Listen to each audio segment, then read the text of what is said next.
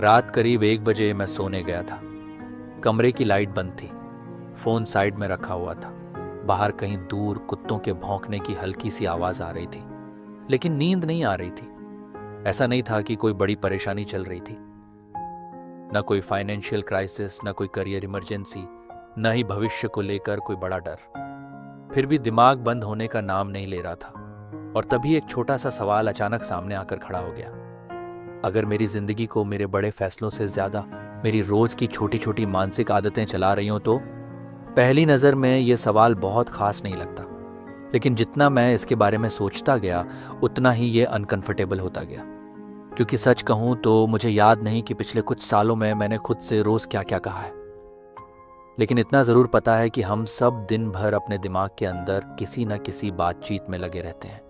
एक ऐसी बातचीत जिसे दुनिया का कोई इंसान नहीं सुन सकता, और कई बार वही बातचीत हमारी पूरी जिंदगी की दिशा तय कर देती है। मुझे अपना पहला ऑनलाइन प्रोजेक्ट याद है। बाहर से मैं काफी कॉन्फिडेंट दिखने की कोशिश करता था। लोगों से बात करते समय ऐसा लगता था जैसे मुझे सब पता है, लेकिन अंदर का माहौल बिल्कुल अलग था। हर दूसरे दिन एक ही तरह की बातें दिमाग में घूमती रहती थीं। यार, ये लोग मुझसे कहीं बेहतर है। मैं कौन होता हूं ये सब करने वाला? कुछ महीने कोशिश करूंगा और फिर छोड़ दूंगा। उस समय मुझे सच में लगता था कि मैं रियलिटी देख रहा हूं भीग रहा हूं। आज पीछे मुड़कर देखता हूं तो समझ आता है कि रियलिटी कम और डर ज्यादा था। मैं चीजों को जैसा था वैसा नहीं देख रहा था। मैं बस अपने अंदर चल रही कमेंट्री को सच मान बैठा था। और मुझे लगता है ये गलती सिर्फ मैंने नहीं की। हम में से ज्यादातर लोग कभी ना कभी ऐसा करते हैं। कोई विचार बार बार दिमाग में आता है और धीरे धीरे हम उसे फैक्ट समझने लगते हैं। यहीं से इस किताब की एक दिलचस्प बात शुरू होती है। लेखक कहता है कि हमारे अंदर मन 2 अलग स्तरों पर काम करता है। पहला है कॉन्शियस माइंड, जो सवाल पूछता है, तर्क करता है, विश्लेषण करता है। और दूसरा है सबकॉन्शियस माइंड, जो चुपचाप रिकॉर्ड करता रहता है। मुझे इस विचार की सबसे दिलचस्प बात यह लगी कि सबकॉन्शियस माइंड बहस नहीं करता। वो ये नहीं पूछता कि जो बात अंदर जा रही है वो सच है या झूठ। अगर कोई विचार बार बार दोहराया जाए तो वो धीरे धीरे उसके लिए परिचित बन जाता है, और जो चीज परिचित हो जाती है उसे दिमाग अक्सर सच जैसा मानने लगता है। अब यहाँ एक बात सुनने में बहुत साधारण लगती है, लेकिन जितना मैंने इसके बारे में सोचा उतनी ही भारी लगने लगी। मान लीजिए कोई इंसान रोज अपने आप से यही कहता रहे, मेरे लिए अपॉर्चुनिटीज नहीं है, मेरी किस्मत खराब है, ये मेरे बस की बात नहीं है। तो क्या होगा? मुझे नहीं लगता कि अचानक ब्रह्मांड उसके खिलाफ साजिश करने लगेगा, लेकिन इतना जरूर हो सकता है कि उसका ध्यान उन्हीं चीजों पर टिकने लगे जो उसकी कहानी को सही साबित करे। यानी जहां मौका मिला वो शायद उसे देख ही ना पाए, जहां उम्मीद थी वहां उसे सिर्फ खतरा दिखाई दे, जहां संभावना थी वहां उसे सिर्फ रिस्क दिखे। और यही बात मुझे काफी इंटरेस्टिंग लगी, क्योंकि इसका मतलब ये नहीं कि हमारी सारी समस्याएं काल्पनिक हैं। इसका मतलब सिर्फ इतना है कि हमारा ध्यान अक्सर वही ढूंढता है जिसकी उसे आदत पड़ चुकी होती है। यही मेरे मन में एक और सवाल आया। अगर सबकॉन्शियस माइंड इतना असर डालता है तो हम में से इतने लोग अपने ही खिलाफ काम क्यों कर रहे हैं? इसका जवाब किताब बाद में देती है, लेकिन उससे पहले मुझे अपने बारे में एक अजीब सी रियलाइजेशन हुई।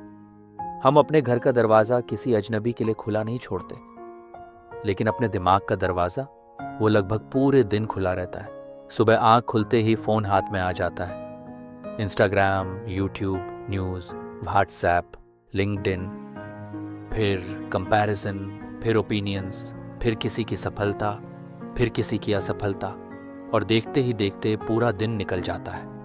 कभी कभी मुझे लगता है कि इंसानी इतिहास में शायद पहली बार ऐसा हुआ है कि इंफॉर्मेशन की कमी नहीं है, लेकिन क्लैरिटी की कमी है। हम लगातार कुछ ना कुछ कंज्यूम कर रहे हैं, लेकिन रुककर सोच बहुत कम रहे हैं। और यहाँ मुझे एक बात समझ आई। हम अक्सर मानते हैं कि ज्यादा जानकारी हमें बेहतर बनाएगी, लेकिन कई बार जानकारी बढ़ती जाती है और क्लैरिटी घटती जाती है, क्योंकि क्लैरिटी हमेशा नई जानकारी जोड़ने से नहीं आती। कई बार क्लैरिटी शोर कम करने से आती है। शायद यही वजह है कि कुछ लोगों को पहाड़ों में जाकर, गांव में जाकर, या बस एक शाम बिना फोन के बैठकर ऐसे जवाब मिल जाते हैं जो सैकड़ों वीडियो देखने के बाद भी नहीं मिलते। लेकिन अभी भी एक सवाल बाकी था। अगर सबकॉन्शियस माइंड के अंदर बहुत कुछ जा रहा है तो ये तय कौन करेगा कि क्या अंदर जाए और क्या नहीं। यही किताब एक कॉन्सेप्ट लेकर आती है, कॉन्शियस गेटकीपर। और अगर पूरी किताब से मुझे सिर्फ एक आइडिया चुनना पड़े तो शायद मैं इसी को चुनूंगा, क्योंकि आज की दुनिया में इसकी अहमियत पहले से कहीं ज्यादा महसूस होती है। लेखक कहता है कि कॉन्शियस माइंड का काम सिर्फ सोचना नहीं है, उसका काम चयन करना भी है। यानी हर विचार को अंदर जगह देना जरूरी नहीं, हर राय को सच मान लेना जरूरी नहीं, हर डर को स्वीकार करना जरूरी नहीं। किसी भी अच्छे गेटकीपर की तरह उसका काम है तय करना कि क्या अंदर आएगा और क्या बाहर रहेगा। और जब मैंने ये पढ़ा तो सबसे पहले सोशल मीडिया याद आया, क्योंकि अगर गेटकीपर सो जाए तो फिर जो आवाज सबसे ज्यादा बार सुनाई देगी वही अंदर घर बना लेगी। यही कारण है कि आज इतने लोग बिना किसी बड़ी समस्या के भी लगातार बेचैन महसूस करते हैं। उनकी जिंदगी में कोई बड़ी ट्रेजेडी नहीं हुई होती, सब कुछ ऊपर से सामान्य दिखता है, फिर भी अंदर कहीं ना कहीं एक अजीब सी थकान, बेचैनी या दबाव बना रहता है। और शायद इसकी वजह कोई एक घटना नहीं होती, बल्कि सैकड़ों छोटी छोटी बातें होती हैं। सैकड़ों कंपैरिजन्स, सैकड़ों ओपिनियंस, सैकड़ों सजेशंस जो धीरे धीरे जमा होती रहती हैं। और फिर एक दिन इंसान महसूस करता है कि कुछ ठीक नहीं है, बिना ये समझे कि ये फीलिंग अचानक पैदा नहीं हुई, ये धीरे धीरे बनती रही थी। लेकिन यहीं आकर किताब से मेरी पहली डिसएग्रीमेंट शुरू होती है। और सच कहूं, यही हिस्सा मुझे सबसे ज्यादा सोचने पर मजबूर करता है, क्योंकि कई जगह किताब ऐसा महसूस कराती है कि अगर तुम अपने विचार बदल लो तो तुम्हारी परिस्थितियां भी बदल जाएंगी। सुनने में ये बात बहुत आकर्षक लगती है। कौन नहीं चाहेगा कि सिर्फ सोच बदलने से जिंदगी बदल जाए, लेकिन क्या असल दुनिया इतनी सीधी है? अगर किसी पर भारी कर्ज हो, अगर किसी की नौकरी चली गई हो, अगर कोई परिवार में बीमारी से जूझ रहा हो, तो क्या सिर्फ पॉजिटिव थिंकिंग काफी होगी?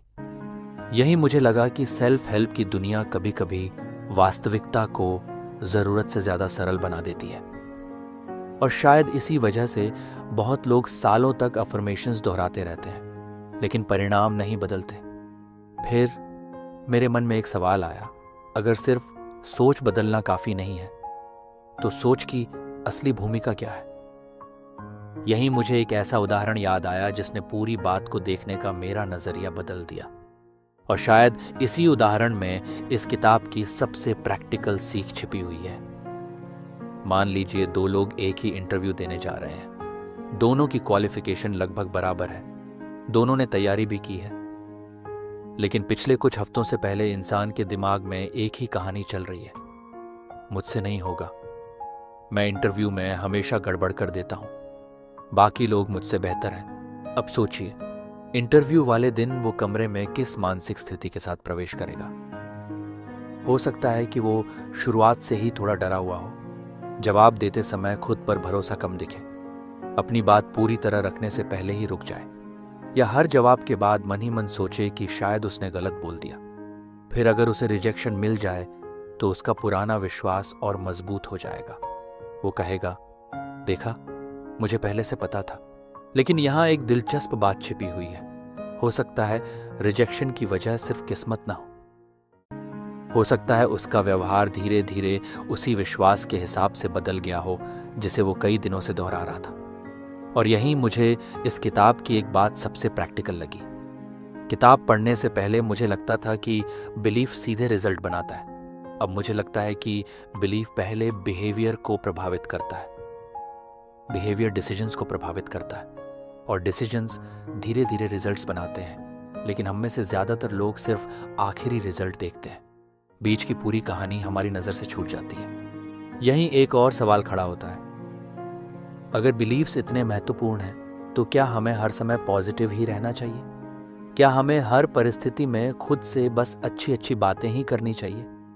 मुझे अच्छा लगा कि यहाँ किताब थोड़ा अलग रास्ता अपनाती है। लेखक कहता है कि सबकॉन्शियस माइंड पर जोर जबरदस्ती काम नहीं करती, जितना ज्यादा फोर्स करोगे उतना ही उल्टा असर हो सकता है।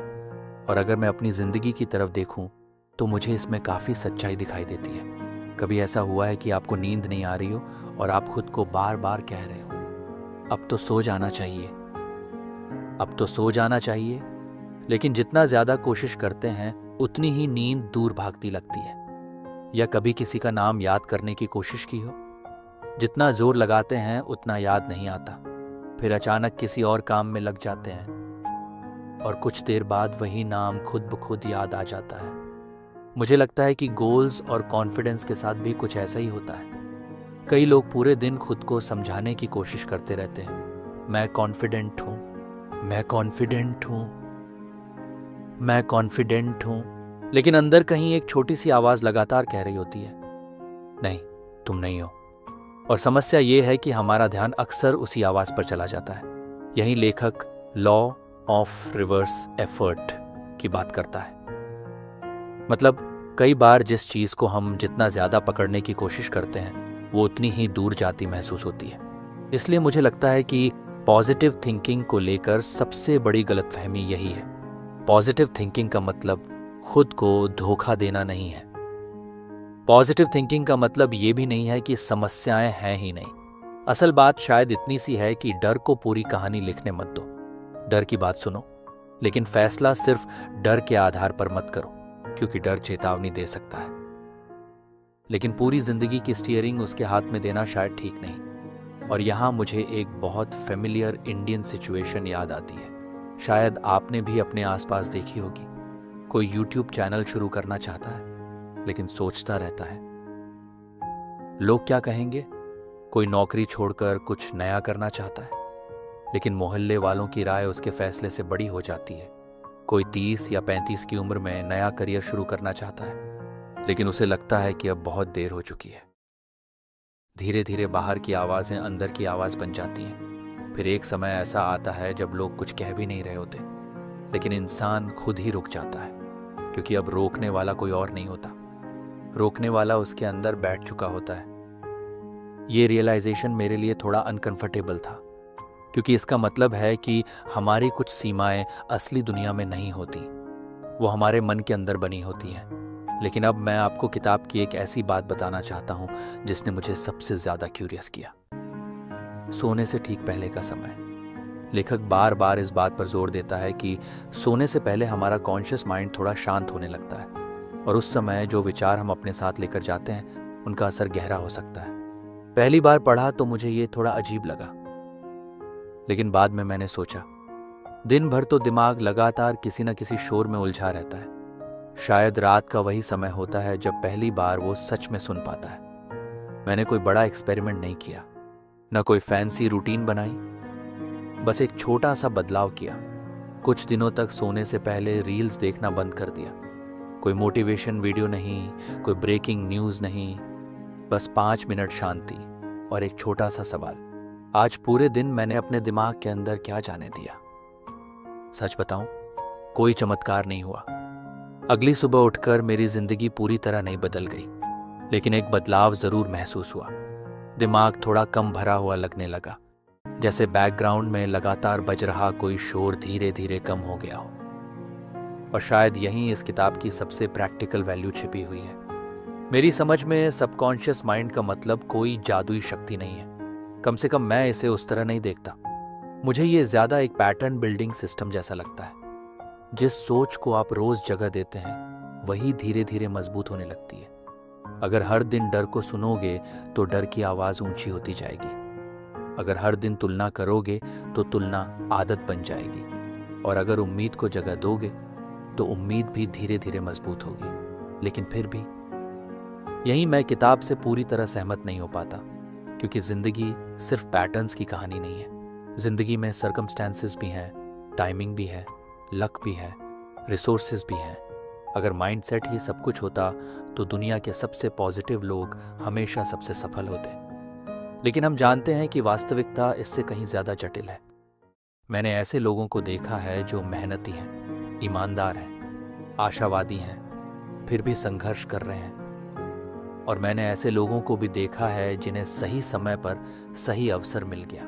इसलिए मुझे लगता है कि इस किताब की सबसे बड़ी ताकत और सबसे बड़ी कमजोरी एक ही जगह पर है। ये हमें हमारी मानसिक जिम्मेदारी याद दिलाती है, लेकिन कभी कभी बाहरी वास्तविकताओं की भूमिका को थोड़ा कम करके देखती है। और शायद सच इन दोनों के बीच कहीं मौजूद है। मुझे माइंडसेट एक बीज की तरह लगता है, लेकिन सिर्फ बीज हाथ में होने से पेड़ नहीं उगता। उसके लिए मिट्टी भी चाहिए, पानी भी चाहिए, धूप भी चाहिए और समय भी चाहिए। बीज जरूरी है, लेकिन सिर्फ बीज ही काफी नहीं है। शायद इसी वजह से किताब खत्म होने के बाद भी मैं उसके बारे में सोचता रहा, क्योंकि उसने मुझे कोई अंतिम उत्तर नहीं दिया। उसने मुझे एक सवाल दिया, और कई बार सही सवाल किसी आसान जवाब से ज्यादा मूल्यवान होता है। वो सवाल कुछ ऐसा था, कहीं ऐसा तो नहीं कि मेरी जिंदगी की कुछ सबसे बड़ी सीमाएं बाहर नहीं, अंदर हैं? और अगर सच में ऐसा है, तो फिर अगला सवाल और भी दिलचस्प हो जाता है।